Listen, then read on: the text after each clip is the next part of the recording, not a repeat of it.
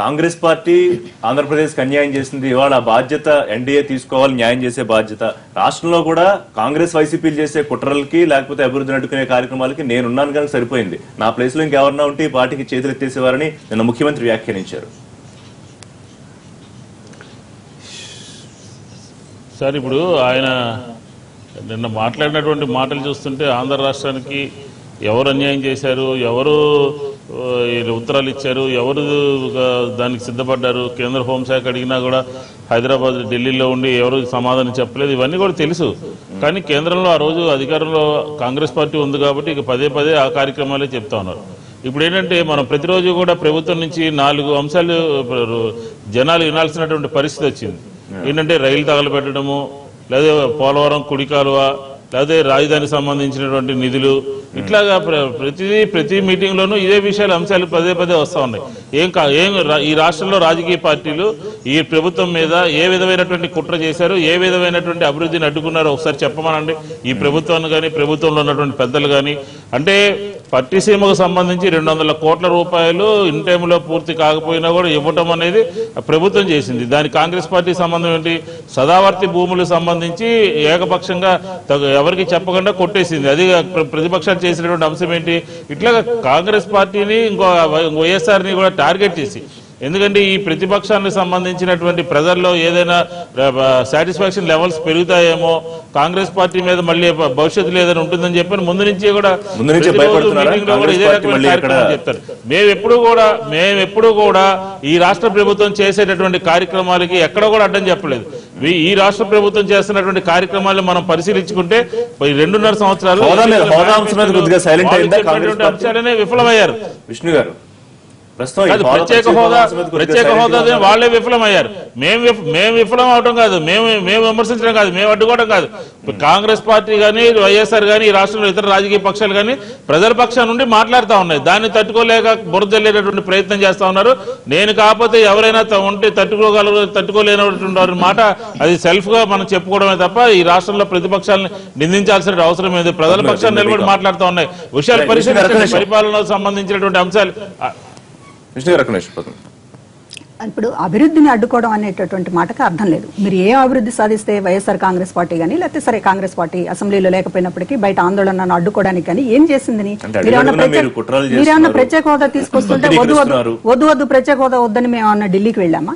లేకపోతే మీరు రాజధానికి సంబంధించినటువంటిది ప్రకటించినప్పుడు అసెంబ్లీలో మొత్తం కూడా దాన్ని మద్దతు ఇచ్చినటువంటి పార్టీ. అదేవిధంగా ఏ విషయంలో మీకు సహకరించలేదు? మీకు సహకరించకుండా ఉన్నాము అంటే మీ అవినీతికి సంబంధించింది ప్రశ్నించాం అసెంబ్లీలో కానీ బయట కానీ. ఇవాళ రాజధాని పేరుతోటి సింగపూర్ కు సంబంధించినటువంటి డిజైన్ ఏంటి? దీంట్లో అసలు వాళ్ళు పెట్టేటటువంటి 300 కోట్ల పెట్టుబడికి మనం ఏంటి 1000 కోట్ల రూపాయల వనరులను ఇవ్వటం ఏంటి అనేటటువంటి ప్రశ్నించాము. లేకపోతే ఇంకొక దానికి సంబంధించినటువంటి సదావర్తి భూములకు సంబంధించింది ప్రశ్నించాము. అదే విధంగా ఈ వెబ్ ల్యాండ్లు ఏంటి, ఈ గొడవ ఏంటి, మొత్తం కూడా రైతులకు ఉన్న పళంగా వాళ్ళ సొంత భూములే పోతున్నాయి, ఏమిటిది ఈ టెక్నాలజీని కూడా ఉపయోగించుకోవడం రాకపోతే ఎట్లా అని అడిగాం. అంతకు మించి మేము అభివృద్ధిని అడ్డుకున్నది ఏముంది? ఎక్కడా కూడా అభివృద్ధిని, ఈ విషయంలో అభివృద్ధిని అడ్డుకున్నారు. మీరు చేసిన అభివృద్ధి ఏంటి, అసలు అడ్డుకున్నది ఏంటి? అది ఊరికే గాలిలో మాట్లాడి ఆరోపణలు చేయడం వల్ల ఇది విజ్ఞత అనిపించుకోదు. చంద్రబాబు గారు లాంటి సీనియర్ ఢిల్లీలో ప్రధానమంత్రి అపాయింట్మెంట్ కోసం ప్రయత్నం చేస్తున్నారా? ఖచ్చితంగా నేను చెప్పారు, అపాయింట్మెంట్ ఇస్తే గట్టిగా అడుగుతాము, అపాయింట్మెంట్ ఇస్తే అడుగుతాము, ఇవ్వకపోతే ఏం అడుగుతాం, బయట మాట్లాడతాం. ఏదో మీ పుణ్యమాన్ని మీడియా పూర్వకంగా మాట్లాడాలి అంతే తప్ప ప్రధానమంత్రి గారు ఎందుకు ఇవ్వరండి? ఒక అపోజిషన్ లీడర్ కి అపాయింట్మెంట్ ఎందుకు ఇవ్వలేదు? గతంలో కూడా ఇవ్వలేదు. ఇస్తే ఖచ్చితంగా అడగాలనేటటువంటి ఉంది. అమిత్ షా గారు అపాయింట్మెంట్ ఎందుకు రావట్లేదు అంటారు? జగన్మోహన్ రెడ్డి గారికి ప్రధానమంత్రి కిందసారి ప్రయత్నం చేసినా రాలేదు, మరి ఈసారి అడుగుతున్నా ఉంటున్నారు. ఏమైనా వచ్చే అవకాశం ఉండొచ్చా? మీకు గుర్తుండే ఉంటుంది, ముఖ్యమంత్రి గారిది కూడా కొంచెం ఇమీడియట్ గా రాలేదు కదా, కొద్ది రోజుల తర్వాత వచ్చింది. తెలుగుదేశం ఎంపీలు అక్కడే ఉంటారు, ఆయన గారిదేమో 9 లో ఉంటారు, ఆయన పార్లమెంట్ హౌస్ నెంబర్ 9, ఆ రూమ్ పక్కన వీళ్ళది 5. అంటే ఇటు వెళ్ళినప్పుడు కూడా వాళ్ళు ఎదురుపడతారు, సార్ మా అపాయింట్మెంట్ ఏంటి కథ అని. అది కూడా లేట్ అయింది. ఇప్పుడు నరేంద్ర మోడీ గారు ఎందుకు ఇవ్వడం లేదని అంటే నాకు ఆయన చెప్పాలి, అంటే జగన్మోహన్ రెడ్డి గారికి ఎందుకు ఇవ్వట్లేదు అని దానిలో యాంగిల్ ఆయన ప్రధానమంత్రి ప్రమాణ స్వీకారం చేసిన తర్వాత మొట్టమొదటి మీట్ అయింది జగన్మోహన్ రెడ్డిని, చంద్రబాబు నాయుడు గారిని కాదు. ఇంకా అయితే ఇంక ముందు అనుకుంటా, ఒక రోజు ముందు ఆయన గుజరాత్ భవన్ లో మీట్ అయింది జగన్మోహన్ రెడ్డిని, తర్వాత చంద్రబాబు నాయుడు గారు గెలిచారు. సో ఆయన 2-3 సార్లు కూడా గెలిచారు ఆయన ఈ 2 ఏళ్లలో. తర్వాత ఎందుకు ఇవ్వడం లేదు అని అంటే మరి వారికి చెప్పాలి. బట్ అపాయింట్మెంట్ ఇస్తే ఆయనకి ఏదో తప్పుడు సంకేతాలు వెళ్తాయి అని అయినా వేరే వాళ్ళు ఎవరైనా నచ్చ చెప్పి ఉండొచ్చు, బీజేపీ వాళ్ళు, టీడీపీ వాళ్ళు. ఏంటంటే ఆయన వచ్చి కలవడం, మిమ్మల్ని కలవడం, ఆయన పెద్ద క్రిమినల్ అది ఇదని వాళ్ళు ప్రెస్ కాన్ఫరెన్స్ పెట్టి చెప్తున్నారు కదా. ఆయన మీరు కలవడం వల్ల దానికి సిబిఐ వాళ్ళ ఇన్వెస్టిగేషన్ తప్పుదో పడుతుందనో, లేకపోతే కోర్టులు ఇన్ఫ్లుయెన్స్ అవుతుందనో ఏదైనా వాళ్ళు చెప్పారేమో, దాన్ని ఆయన విశ్వసించాడేమో. ఇవన్నీ అనుమానాలు తప్ప మనకి అసలు సంగతి ఎందుకు ఇవ్వడం లేదని ప్రధానమంత్రి. లేకపోతే గతంలో ఆరోపించినట్టు వీళ్ళు ఒత్తిడి చేస్తున్నారా అపాయింట్మెంట్ రాకుండా? చంద్రబాబు నాయుడు గారికి రాష్ట్రంలో ఉన్నటువంటి సమస్యలు, ఛాలెంజెస్, అక్కడ ప్రజలకు చేయవలసినటువంటి పనుల మీద ఆయన తలమునకలు అయిపోయి ఉన్నారు. అటువంటి సమయంలో ప్రతిపక్ష నాయకుడికి, ప్రధానమంత్రి గారికి అపాయింట్మెంట్ విషయంలో అలాంటి చిన్న పనులు లేకపోతే దిగజారుడు పనులు చేయడానికి చంద్రబాబు నాయుడు గారు ఎప్పుడూ వెనుకనే ఉంటారు. కాబట్టి ఈవేళ దానికి అది it is only between PMO and ఇక్కడ లీడర్ ఆఫ్ అపోజిషన్, ఇక్కడ పార్టీ చేస్తున్నటువంటిది. వాళ్ళ పార్టీ ఎంపీలు కూడా అక్కడ ఉన్నారు. నిజంగా కావాలంటే మరి వాళ్ళ ఎంపీలు కూడా అక్కడ ఫాలో అప్ చేసుకోవచ్చు. కాబట్టి దీంట్లో రాష్ట్ర ప్రభుత్వమో చంద్రబాబు నాయుడు గారు తెలుగుదేశం పార్టీకో మాకు ఎటువంటి సంబంధం లేదు. రెండవది, ఇంతకు ముందు మీరు చెప్పారు, డెఫినెట్ గా ఈ రోజు రాష్ట్రం ఉన్నటువంటి పరిస్థితుల్లో కాంగ్రెస్ పార్టీ గాని, వైఎస్ఆర్ పార్టీ గాని ప్రతి అంశంలోనూ వాళ్ళు అడ్డు పడుతున్నారు అనేటువంటిది వాస్తవం. మనం మొట్టమొదటి చూసాము, అక్కడ కుర్చీ బల్ల లేనటువంటి నెంబర్ 1, నెంబర్ 2, నెంబర్ 3 చెప్పండి. ఇప్పుడు మొట్టమొదట మనకి రాజధాని, ఒక రాష్ట్రం విభజించబడినప్పుడు రాజధాని ఎక్కడో కూడా తెలియనటువంటి పరిస్థితుల్లో ఒక కమిటీని వేసి ఆ కమిటీ 4-5 ప్రాంతాలను పరిశీలించమని ఇచ్చినటువంటి సందర్భంలో రాష్ట్ర ప్రభుత్వ అధినేతగా, ముఖ్యమంత్రిగా ఆ రోజు చంద్రబాబు నాయుడు గారు ప్రమాణ స్వీకారం చేశారు. ఆ తర్వాత మనం రాజధానికి మనం ఈ రోజు 33,000 ఎకరాలను మేము భూ సమీకరణ ఈ రాష్ట్రంలో, దేశంలో ప్రాజెక్ట్ చేయలేక ప్రాజెక్టులు ఆగిపోతున్నటువంటి సందర్భంలో ఈ రోజు రాజధాని కోసం అంత వినూత్నమైనటువంటి రీతిలో చేయటం అదొక రికార్డు. కానీ దానికి కూడా అనునిత్యం అక్కడ రైతులు, కొద్దిమంది రైతుల్ని రెచ్చగొట్టారు, గ్రీన్ ట్రిబ్యునల్ లో కంప్లైంట్స్ వేయించారు, హైకోర్టులో వేయించారు. ఇన్ని రకాల అడ్డుపుల్లలు వేసినా కూడా ప్రజలు, రైతులు ఉన్నారు కాబట్టి ముందుకెళ్లాము. రెండవది పట్టిసీమ విషయం. పట్టిసీమలో మొట్టమొదటి నుండి చూస్తున్నాం వీళ్ళు ఎంత వ్యతిరేకించారు అనేటువంటిది.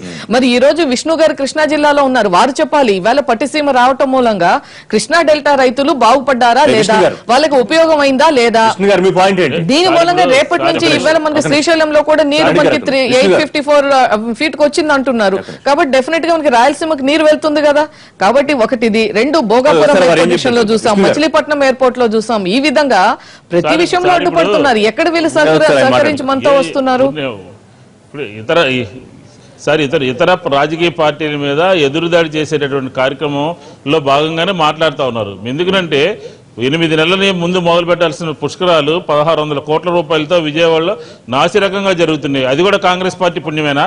ఇప్పుడు 24,000 క్యూసెక్లు రావాలి, 80 టీఎంసీ రావాల్సినటువంటి పట్టిసీమ వాటర్ ఎంత వస్తుందో చూడండి. 200 కోట్లు ఎక్స్ట్రా ఇస్తున్నారు. అది కూడా కాంగ్రెస్ పార్టీ అడ్డుకుందా? కాబట్టి పార్టీలు అడ్డుకున్నాయని చెప్పేటటువంటి కార్యక్రమం కాదు. మీ చేతిలో ఉన్నటువంటి రైతు రుణమాఫీ కానీ, మీ ప్రభుత్వంలో చేతిలో ఉన్నటువంటి డాక్వా మహిళలకి రుణాలు ఇవ్వడంలో కానీ అది కూడా అడ్డుకుంది కాంగ్రెస్ పార్టీనా? కాబట్టి ఇతర రాజకీయ పార్టీలు కాదు, మీ ప్రభుత్వం సరైనటువంటి దిశలు నడవనప్పుడు మాత్రమే ప్రజల పక్షాన ఇతర పార్టీలు మాట్లాడతాయి. దాని మీద ఎదురుదాడి చేస్తారు. ఎందుకు? ఈ రాష్ట్రంలో మేము 2.5 సంవత్సరాలుగా కూడా అనేక ఉద్యమాలు చేశాం తప్ప ప్రభుత్వం చేస్తున్నటువంటి కార్యక్రమాలకు ఎక్కడ కూడా అడ్డం పడలేదు. రాజధానికి సంబంధించినటువంటి భూములు మీరు తీసుకున్నారు. ఈ రోజు వరకు కూడా, అంటే 2 సంవత్సరాలు అయినప్పటికీ కూడా వాళ్ళకి ప్లాట్లు ఇంతవరకు ఇవ్వలేదు. అది కూడా కాంగ్రెస్ పార్టీ చేసినటువంటి కార్యక్రమమేనా? పదే 33,000 ఎకరాలు మాకు ఇచ్చారు, మమ్మల్ని చూసి ఇచ్చారని చెప్పేటటువంటి ప్రభుత్వము ఎందుకని ప్లాట్లు ఇవ్వలేకపోయిందో రేణుక గారు చెప్పే ద్వారా ప్రజలందరూ కాంగ్రెస్ పార్టీ కానీ వైఎస్ఆర్ పార్టీ కానీ లాజిక్ తో సంబంధం లేదు. మ్యాజిక్ కావాలి, ఓవర్ నైట్ అయిపోవాలి. ఎలా అవుతుంది? మనం ఒక ఇల్లు కడితేనే దానికి ఒక planning, designing, permissions, construction, contractor ఎవరు, ఇంజనీర్ ఎవరు, మనం అన్ని చూసుకొని మొదలు పెడతాం. అలాంటిది బృహత్తరమైన కార్యక్రమం చేస్తున్నప్పుడు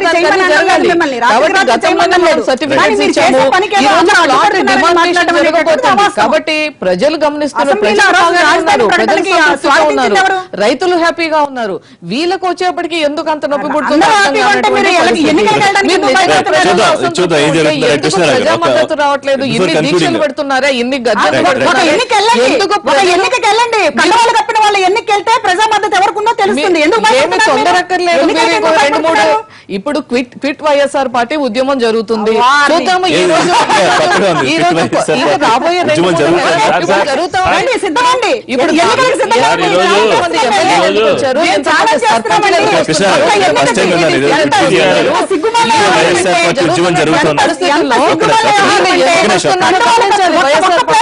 ఒకటి రెండు మూడు స్థానాల్లో ఎన్నికలకు సిద్ధంగా ఉన్నానండి. ఎన్నికలకు సిద్ధంగా మాట్లాడుకుందాం. నిన్న ఆయన విజ్ఞాపన పత్రం కూడా ఇచ్చారు. ఈ సంగతి ఏదో చూడండి పార్టీ ఫిరాయింపు. మరి క్విట్ వైఎస్ఆర్సీపీ ఉద్యమం జరుగుతుందని రేణుక్ గారు అంటున్నారు. నాకు తెలిసి అలాంటి ఉద్యమం ఎక్కడ పత్రికలు ఎక్కడ రాలే. ఒకటేంటంటే వైఎస్ఆర్ పార్టీ ఏమీ గెలవకూడదు, అన్ని పోవాలి, అన్ని సీట్లను మనం ఓడించాలనేది ఏ రాజకీయ పార్టీ అయినా చూస్తుంది. అందులో సందేహం ఏంది? ఇప్పుడు పోటీ చేశారు కదా మన తెలుగుదేశం పార్టీ పోటీ చేసింది, కాంగ్రెస్ పార్టీ పోటీ చేసింది. కాంగ్రెస్ పార్టీ ఎందుకు పోటీ చేసింది? మిగతా బరిలో ఉన్న మిగతా వాళ్ళందరూ ఓడించాలనే కదా. అంతేగా. అలాగే తెలుగుదేశం, అదే వైఎస్ఆర్. ఇది రాజకీయంగా అంతమొందించడానికి ప్రయత్నిస్తారు. బట్ అప్పుడు ఇదంతా కలిసి ప్రజల చేతిలో ఉంది. ఒకే ఎలక్షన్ మనకి జరిగిందంతా ఒక నందిగామ ఒకటి అయింది, తిరుపతి ఒకటి అయింది, ఆలగడ్డ అయింది. రెండేమో ఒకటి ఏకగ్రీవం అయింది. 2 చోట్ల కాంగ్రెస్ వాళ్ళు పోటీ చేశారు, అయినా కూడా గెలిచారు. అది కూడా నామాత్రమే. ఇక్కడ వైఎస్ఆర్ కాంగ్రెస్ పార్టీ అక్కడ 2 చోట్ల పోటీ చేయలే. వీళ్ళిద్దరూ బరిలో దిగాల్సింది ఏంటంటే మున్సిపల్ ఎలక్షన్ లేనా ఇప్పుడు అక్టోబర్లో పెడతాము అని అంటున్నారు. అది ఇంతవరకు ఎన్నికల సంఘం నుంచి, రాష్ట్ర ఎన్నికల సంఘం నుంచి ఏం రాలా. వస్తే అప్పుడు వైజాగ్, గుంటూరు ఇవన్నీ చాలా ఉన్నాయి, తిరుపతి చాలా మున్సిపాలిటీలు అదొకటి ఉంది. లేదు వీళ్ళు డిమాండ్ చేస్తున్నట్టు ఇప్పుడు ఎస్పీ రెడ్డి గారు ఇంతవరకు రాలా.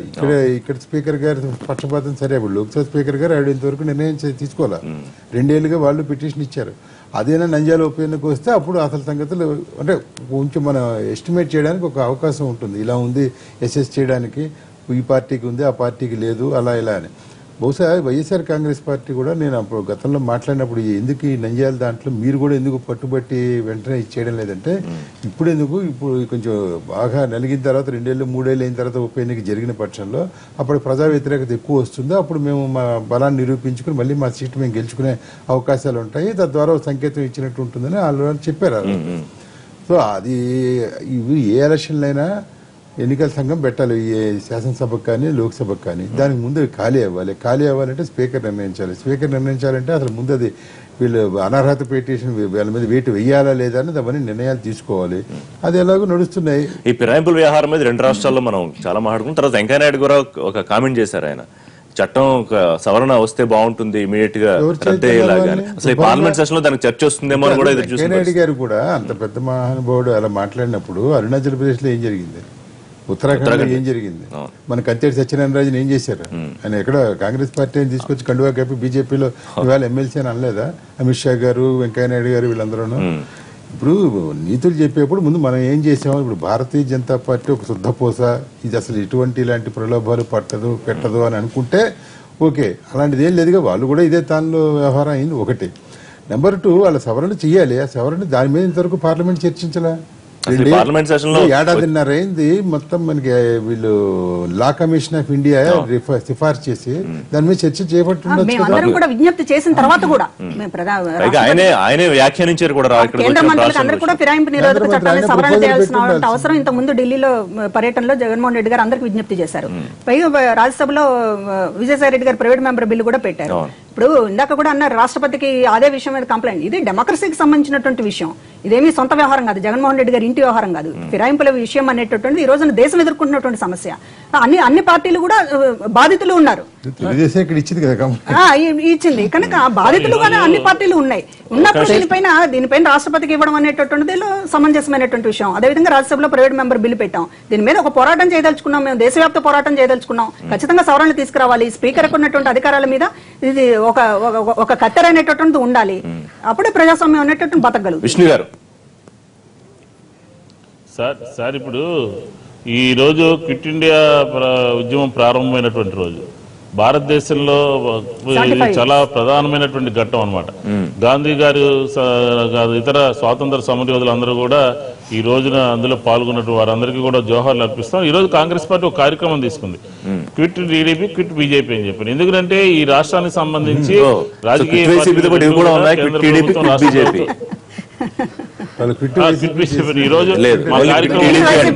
కూడా రోడ్డు మీదకి వచ్చి గాంధీ గారికి సంబంధించిన విగ్రహాల దగ్గర ప్రత్యేక హోదా సాధించుకోవడంలో భాగంగా మేము అక్కడ ఉద్యమం చేయబోతున్నాం. కాబట్టి ఎందుకండి క్విట్ ఇండియా స్ఫూర్తి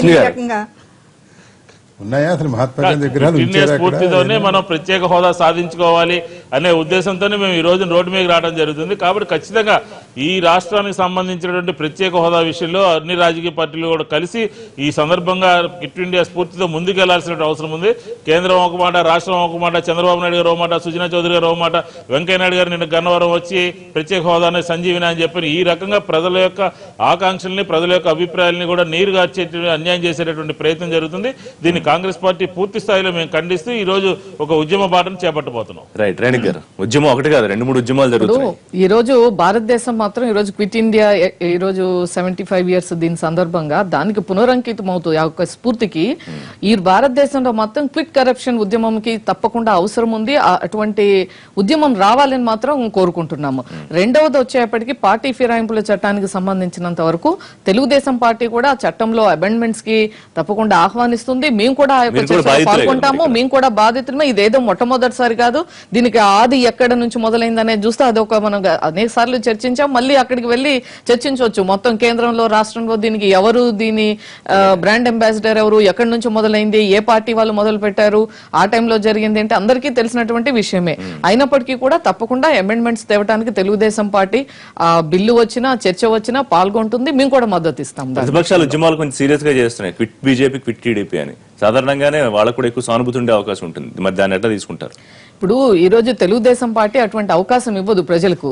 ఎందుకంటే ఆంధ్రప్రదేశ్ కి సంబంధించినంత వరకు ప్రజలు ఏం కోరుకుంటున్నారో ప్రభుత్వం అది డెలివరీ చేస్తుంది. కాబట్టి అటువంటి సందర్భంలో దానికి అవసరం ఏముంది? ప్రజలు క్విట్ టీడీపీ అని ఎందుకు అనుకుంటారు?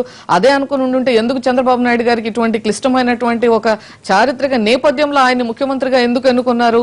మనందరం కూడా చూసాము, చరిత్ర అది, మనం చూస్తున్నటువంటి అంశాలు అవి. కాబట్టి ఈరోజు ఆంధ్ర రాష్ట్రంలో ఉన్నటువంటి ప్రజలు చాలా అదృష్టంగా, నిజంగా ఆంధ్ర రాష్ట్ర ప్రజల యొక్క సంజీవనిగా, అది ఒక తరగని సంపదగా చంద్రబాబు నాయుడు గారిని చూస్తున్నారు అనేటువంటిది మనం గమనించాలి. 9 ఏళ్లు క్విట్ అన్నారు.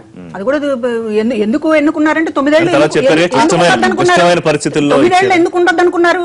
ఎందుకు ఉండొద్దు అనుకున్నారో మళ్ళీ కూడా అందుకే అనుకుంటారు. ఎందుకు అనుకున్నారు? ఆ రోజు మీరు అరచేతిలో స్వర్గం చూపిస్తే, రుణమాఫీ చేస్తే, లేకపోతే ఢిల్లీని తలపించే నగరాన్ని నిర్మిస్తామంటే, లేకపోతే ఇంకా ఇవాళ మొత్తం కూడా ప్రత్యేక హోదా సాధిస్తామంటే, ఇవన్నీ కూడా మోసపోయారు. కాబట్టి 9 ఏళ్లు క్విట్ చేసిన వాళ్ళు ఇంకోసారి క్విట్ చేయరనేటువంటి వైఎస్ఆర్ పార్టీని మాత్రం క్విట్ చేస్తారు. అందులో జగన్మోహన్ రెడ్డి గారు వెళ్ళిపోవాలి, జగన్మోహన్ రెడ్డి గారు అసలు రాజకీయాల్లోనే ఉండకూడదు, మీ కోరికలు చూసుకుంటే చాంతాడంతో ఉంటాయి, అసలు మొత్తం కూడా ఇక్కడ ఉండకూడదు, క్విట్టే, మొత్తం మనుషులే క్విట్. అది వీళ్ళ పాలసీ.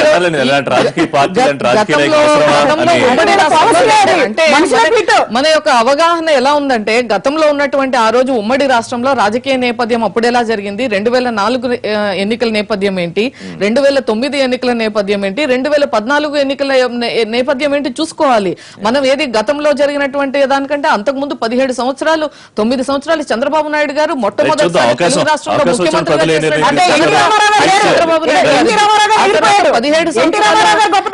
చంద్రబాబు నాయుడు గారు గొప్పతనమే. అది పార్టీ దౌర్భాగ్యం, మా పార్టీ దౌర్భాగ్యం. మా పార్టీ పరిస్థితుల గురించి వైఎస్ఆర్ పార్టీ వాళ్ళతో చెప్పుకోవాల్సిన పరిస్థితుల్లో లేము. చంద్రబాబు నాయుడు గారిని పొగిడేటటువంటి పరిస్థితి వస్తే మేము మాట్లాడమా? ఎన్టీ రామారావు గారు అనేటువంటి ఐకాన్, ఈ రాష్ట్రానికి ఐకాన్. వారేదో ఇప్పుడు చంద్రబాబు ఎన్టీఆర్ గారిని ఏదో అనుకుంటే మనం బంగారాన్ని ముట్టుకున్నా మేము ఒక మసి ఏమి పోదు, అది అలాగే ఉంటుంది.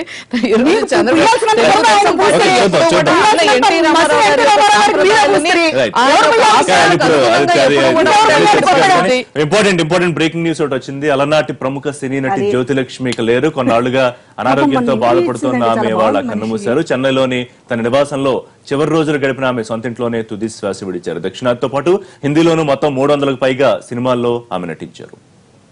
రైట్, ఇది ఇంపార్టెంట్ బ్రేకింగ్ న్యూస్. ఇది వాళ్ళ లైవ్ షో. రేపటి లైవ్ షోలో మళ్ళీ కలుద్దాం. థ్యాంక్ యూ వెరీ మచ్ అండి అందరికీ లైవ్ షోలో పార్టిసిపేట్ చేసేందుకు. థ్యాంక్ యూ విష్ణు గారు లైవ్ లో అందుబాటులోకి వచ్చినందుకు. Keep watching NTV.